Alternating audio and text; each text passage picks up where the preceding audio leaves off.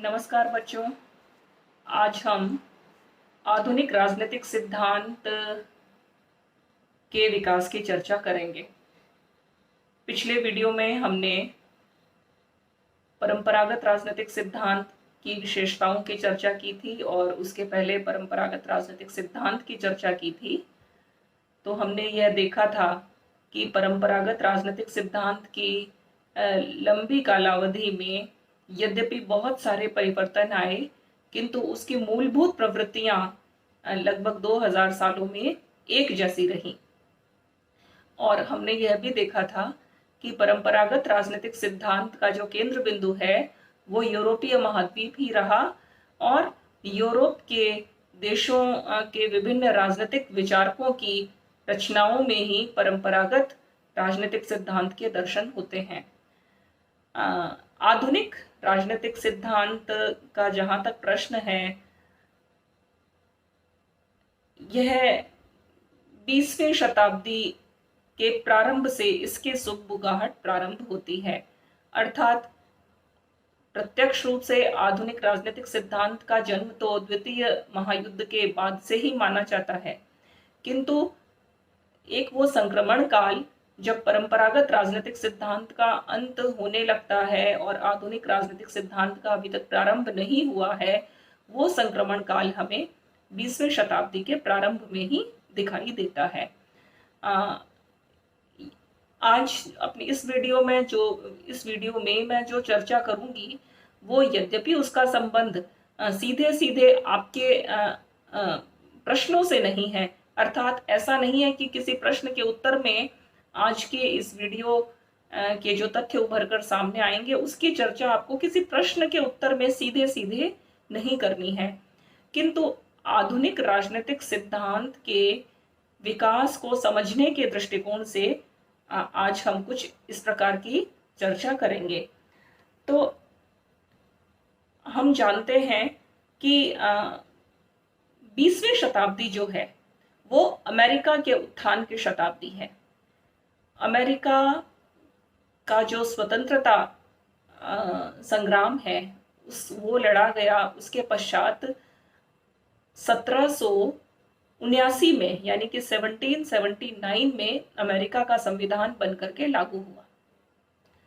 America का संविधान दुनिया का सर्वाधिक संक्षिप्त संविधान है और यह इतना छोटा संविधान है कि इसे मात्र आधा घंटे में पढ़ करके पूरा किया जा सकता है। यानी कि बहुत शासन की अत्यंत जरूरी बातों का इसमें वर्णन है और बाकी सभी बातों को बाद की राजनीति के लिए इसमें छोड़ दिया गया है। तो इस छोटे संविधान के होने का फायदा संविधान निर्माताओं ने आगे वाले राजनेताओं के लिए छोड़ दिया कि उन्हें जैसा उपयुक्त लगे उसी प्रकार वो राजनीति का विकास करते रहें।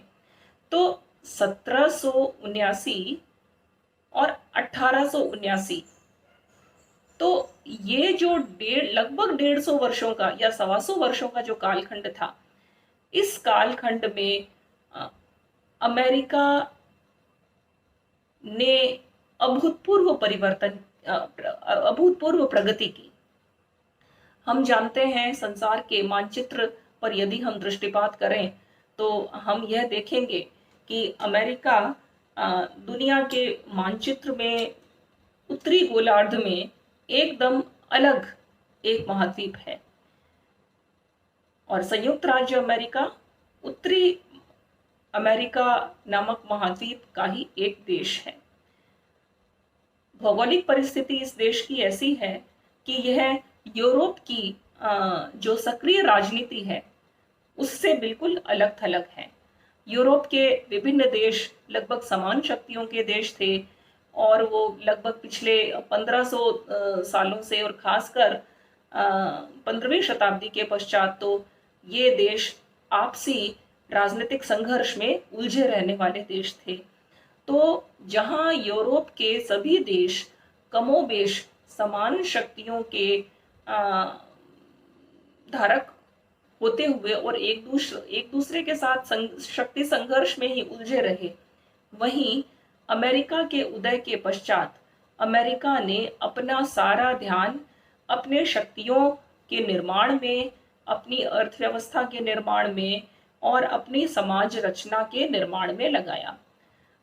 तो स्वतंत्र होने के पश्चात प्रारंभिक 150 वर्षों तक अमेरिका ने आंतरिक रूप से अपने राजनीतिक व्यवस्था को इतनी सुदृढ़ कर लिया था कि 20वीं शताब्दी तक आते आते अमेरिका इस स्थिति में आ गया था कि वो यूरोपीय राजनीतिक वर्चस्व को चुनौती दे सके और स्वयं विश्व राजनीति का एक प्रमुख दावेदार बन सके।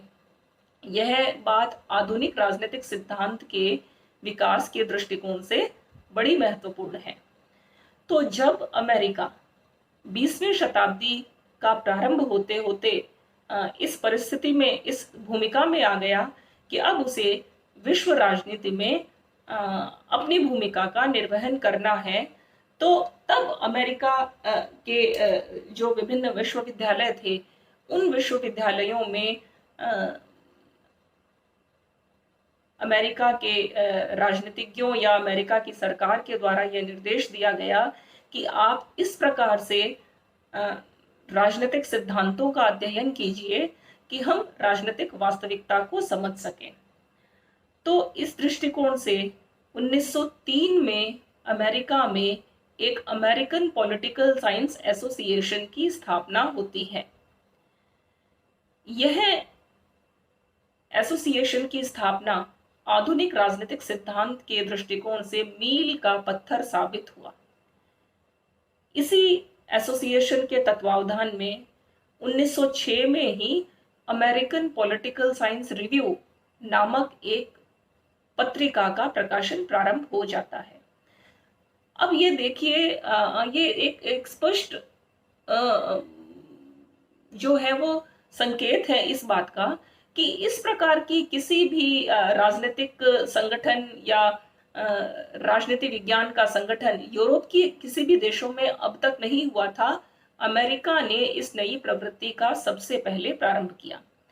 तो यह जो अमेरिकी राजनीति विज्ञान परिषद की जो स्थापना हुई, इस परिषद में अमेरिका के सभी विश्वविद्यालयों के राजनीति विज्ञान के प्रोफेसर इसके सदस्य थे और इस संस्था का एक वार्षिक अध्यक्ष नियुक्त किया जाता था।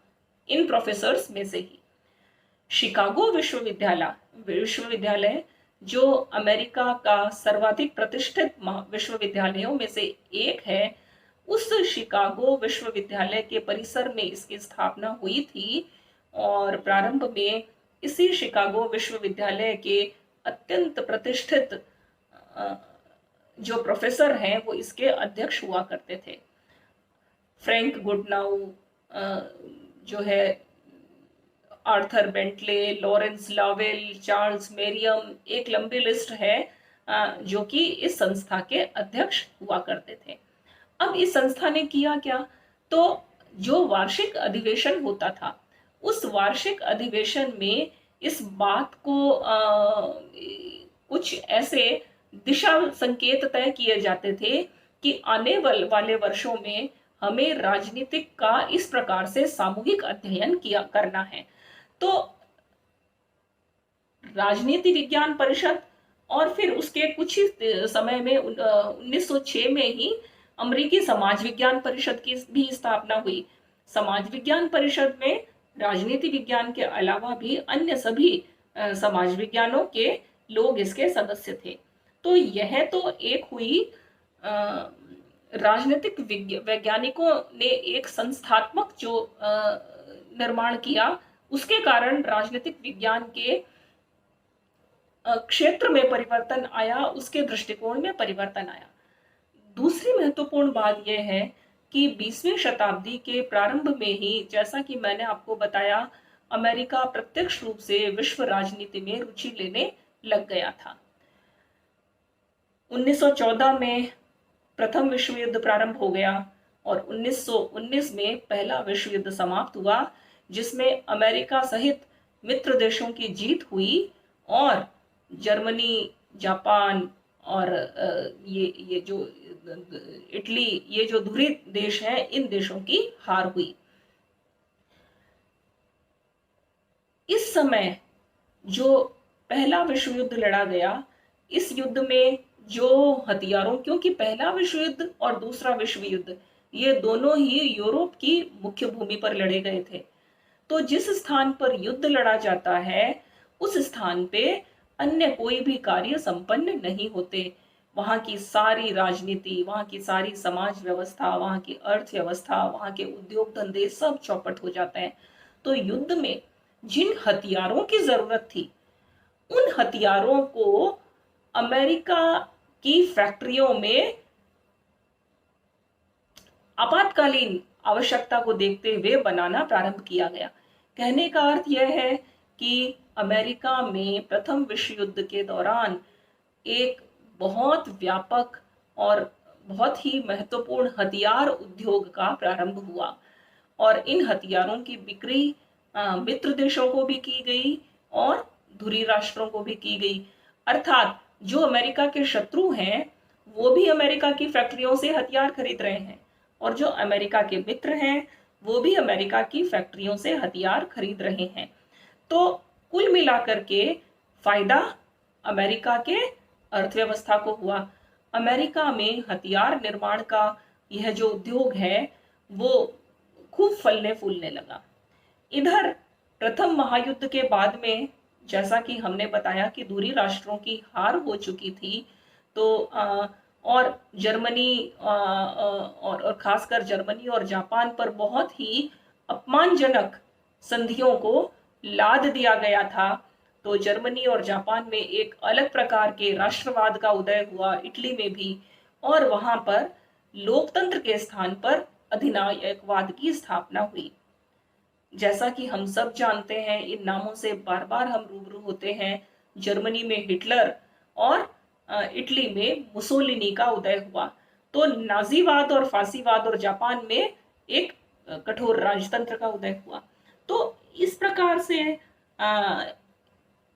प्रथम विश्व युद्ध की समाप्ति के बाद और द्वितीय विश्व युद्ध के प्रारंभ से पहले विश्व राजनीति में और खासकर यूरोप की राजनीति में बहुत तेजी से अप्रत्याशित अभूतपूर्व परिवर्तन आए।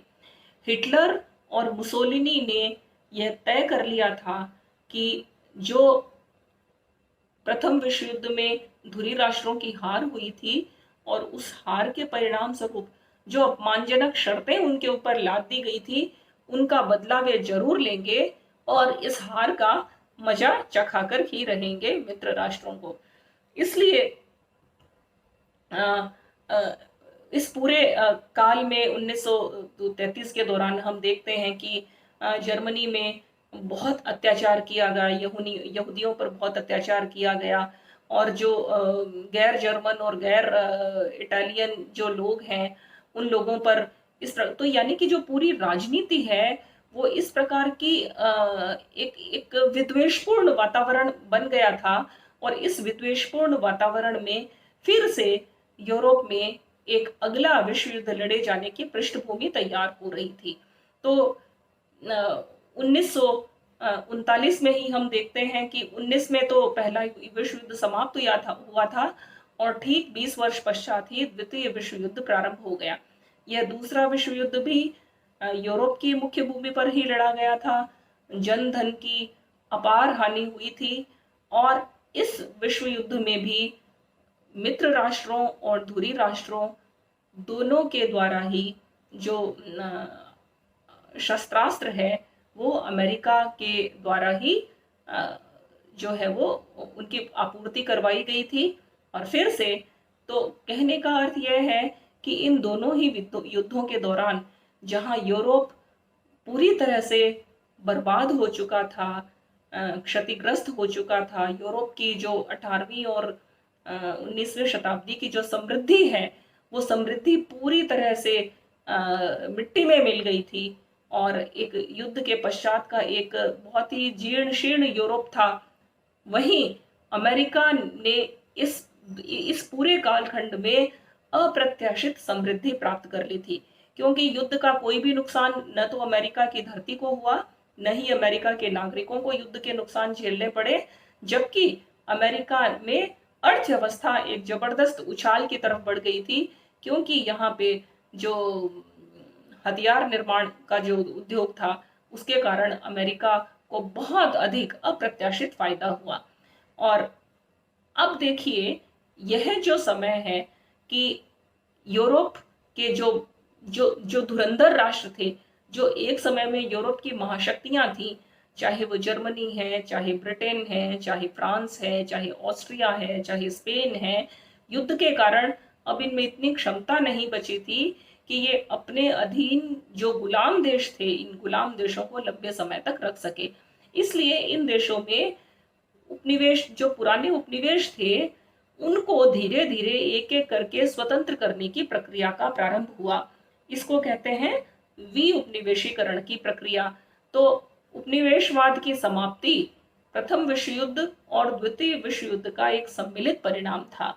अफ्रीका और एशिया के देशों को एक एक करके स्वतंत्र किया जाने लगा और 1950 तक आते आते तो हम देखते हैं कि दुनिया का एक बहुत बड़ा भूभाग स्वतंत्र भूभाग पर स्वतंत्र देशों का अस्तित्व फिर से कायम हुआ और पुराने ये जो मातृ देश थे, इनकी सत्ता समाप्त हो गई।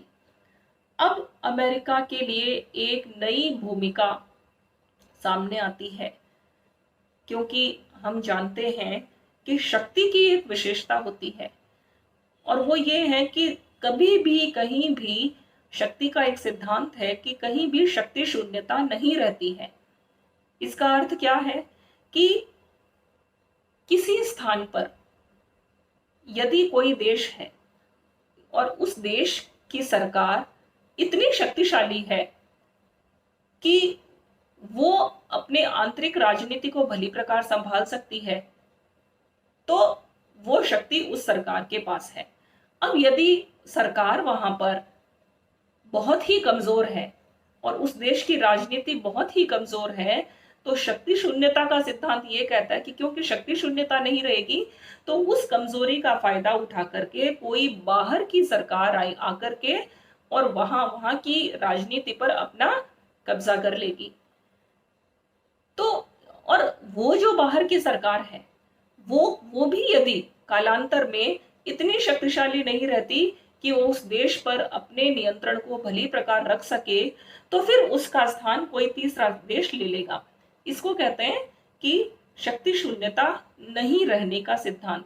तो ये जो एशिया, अफ्रीका और दक्षिण अमेरिका के ये जो कमजोर और गरीब और अविकसित देश थे, इन देशों पर यूरोप के देशों का पहले कब्जा था और अब क्योंकि युद्ध में यूरोप बर्बाद हो गया था, तो अमेरिका पर एक नई जिम्मेदारी आ गई थी। स्वयं अमेरिका ने ऐसा सोचा कि हम पर जिम्मेदारी आ गई है कि हम इस शक्ति शून्यता को भरें। इस शक्ति शून्यता को भरने के लिए अमेरिका में इस बात के लिए व्यापक अध्ययन करवाने आवश्यक थे कि इन देशों को किस प्रकार से मदद दी जाए। यहां पर एक बात और समझने की है, वो ये है कि किसी भी देश को सीधे सीधे अब गुलाम नहीं बनाया जा सकता था, जैसा कि यूरोप के देशों ने पहले किया था। जैसे यूरोप की ईस्ट इंडिया कंपनी, इंग्लैंड की ईस्ट इंडिया कंपनी भारत में आई और भारत में आकर के उसने यहाँ के राजाओं से लड़ाई लड़ी और उन सबको हरा करके स्वयं इंग्लैंड का जो राजा था वो यहाँ का राजा, भारत का राजा बन बैठा। तो यह तो था सीधे सीधे किसी देश को गुलाम बनाना। अब क्योंकि पहला विश्व युद्ध और खासकर दूसरा विश्व युद्ध लोकतंत्र की रक्षा के नाम पर ही लड़ा गया था, विभिन्न देशों की स्वतंत्रता के लिए ही लड़ा गया था, इसलिए अमेरिका के लिए अब यह तो संभव रहा ही नहीं कि वो किसी देश को सीधे सीधे अपना गुलाम बना ले। अब उसे आर्थिक सहायता के एक छद्मवेश में छिपे तौर पर ऊपर से दिखाना कुछ और था और अंदर से उद्देश्य था वो था कि अपना वर्चस्व दुनिया में कायम करना। इसलिए मैंने आपको थोड़ी देर पहले अभी जो बताया था कि अमेरिकन पॉलिटिकल साइंस एसोसिएशन की स्थापना और अमेरिकी समाज विज्ञान परिषद की स्थापना, अमेरिकन पॉलिटिकल साइंस रिव्यू का प्रकाशन और इनके माध्यम से ये जो अमेरिका में संगठित प्रयास हुए नए राजनीतिक सिद्धांतों को गढ़ने के, अब उसका आपसी संबंध आपको यहाँ पर पता चलेगा। अमेरिका की सरकार, जिसके पास अब पैसे की कोई कमी नहीं थी, हमें यह तथ्य भी बार बार ध्यान में रखना चाहिए, अमेरिका के पास अनाप शनाप दुनिया की सारी धन दौलत 2 विश्व युद्धों के दौरान अमेरिका पहुंच चुकी थी, तो पैसे की कोई कमी नहीं थी। अमेरिका की सरकार ने इन राजनीतिक विचारकों को या राजनीतिक वैज्ञानिकों को यह कहा कि आप विभिन्न देशों में अध्ययन करके हमें यह बताइए कि उन देशों की आवश्यकताएं क्या हैं। जैसे उदाहरण के तौर पर अफ्रीका में आप जाइए, अफ्रीका में गरीबी क्यों है, वहाँ का कारण क्या है, वहाँ की अर्थव्यवस्था कैसी है, वहाँ का समाज कैसा है, किन क्षेत्रों में वहां पर हम उनको ज्यादा सहायता देंगे तो वो वैसा ही करेंगे जैसा ही हम चाहते हैं। अर्थात अर्थव्यवस्था में आप जनसंख्या को और अर्थव्यवस्था को आप आर्थिक रूप से फायदा देंगे तो वहां की जो राजनीति है या वहां के जो राजनीतिक नेता हैं वो आपके गुलाम बन जाएंगे। अर्थात पिछले दरवाजे से प्रवेश करना है। वो कैसे किया जाए, उसके लिए यह जरूरी था कि उन देशों में इन राजनीतिक वैज्ञानिकों को भेज करके वहां पर पृथक पृथक अध्ययन करवाया जाए। और जब ये अध्ययन प्रारंभ हुए तो इन अध्ययनों में तथ्यात्मक अध्ययन किया जाने लगा। अब प्लेटो और हॉब्स और रूसो की तरह ये अध्ययन तो अब सार्थक रह ही नहीं सकते थे कि क्या होना चाहिए। अब तो कटु यथार्थ का अध्ययन करना था। पहले केवल यूरोप केंद्रित अध्ययन थे, अब पूरी दुनिया के विश्व में फैल करके वैज्ञानिकों ने पूरी दुनिया की अलग अलग संस्कृतियों का अध्ययन किया, अलग अलग राज्यों का अध्ययन किया, अलग अलग समाजों का अध्ययन किया और वहाँ की जो समस्याएं थी, क्योंकि तीसरी दुनिया के देश अधिकांशतः सभी समस्याग्रस्त देश थे। इनकी प्राचीन समृद्धि को तो मातृ देशों ने पूरी तरह से समाप्त कर दिया था। यहाँ का जो गौरव था वो तो समाप्त पहले ही हो चुका था। जैसे भारत एक समय में सोने की चिड़िया था, लेकिन जब अंग्रेज यहाँ से गए तो भारत एक कंगाल देश के रूप में गिना जाता था। तो ये जो तीसरे दुनिया के देश थे वो समस्याग्रस्त देश थे और इन समस्याग्रस्त देशों की राजनीति का अध्ययन करने के लिए नए प्रकार के प्रतिमान स्थापित किए गए, नए तरह से अध्ययन करने की जो है वो तकनीकें विकसित की गई और ये सारा जो एक परिवर्तन है वो एक बदला हुआ क्षेत्र था, राजनीतिक विज्ञान का नए प्रकार का अध्ययन था और इसी को ही हम आधुनिक राजनीतिक सिद्धांत की पृष्ठभूमि के रूप में जान सकते हैं कि इन सारी परिस्थितियों में अब यह आवश्यक हो गया था कि केवल परंपरागत की सीमाओं में रह करके हम नए प्रकार की राजनीति का, नए बदलावों का अध्ययन नहीं कर सकते। हमें वैज्ञानिक रूप में नए प्रकार से व्यवस्थित और जो है वो कुछ ऐसे अध्ययन करने हैं कि जिनका हमें भविष्य में हम निष्कर्ष कुछ प्राप्त कर सकें और भविष्यवाणी की क्षमता अर्जित कर सकें। धन्यवाद।